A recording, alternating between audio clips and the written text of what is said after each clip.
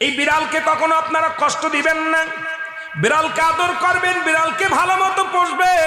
বিড়াল যদি কোনো জাতির জন্য দোয়া করে, কোন গৃহস্থর জন্য দোয়া করে, ওই সংসারের মধ্যে উন্নতি শুরু হয়ে যায়। ওই সংসারের মধ্যে আর এক নাম্বার হলো, যে ঘরে বিড়াল থাকে সেই ঘরে জিন আসতে পারে না, জিন বাস করতে পারে না। আর একটা ঘোষণা শুনেন, নবীজি বলে গেছেন, যে ঘরের মধ্যে বিড়াল ছানা বাস করে ওই ঘরের মধ্যে জিন জাতি প্রবেশ করতে পারে না। তাহলে ছোট ছোট মাসুম বাচ্চাগুলো যে ঘরের মধ্যে থাকে, মুসলমান অনেক সময় জিনের আশ্রয় পড়ে যায়, অনেক সময় জিনে আসর করে, ওই ঘরের মধ্যে জিনে আসর করে।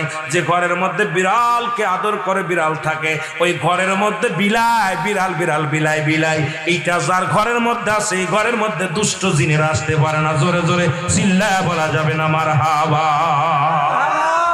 একবার নবী সুলাইমান আলাইহিস সালাম শুনতে পাইলেন, পাশের বাড়িতে একটা কুকুরকে কষ্ট দিয়ে বিষ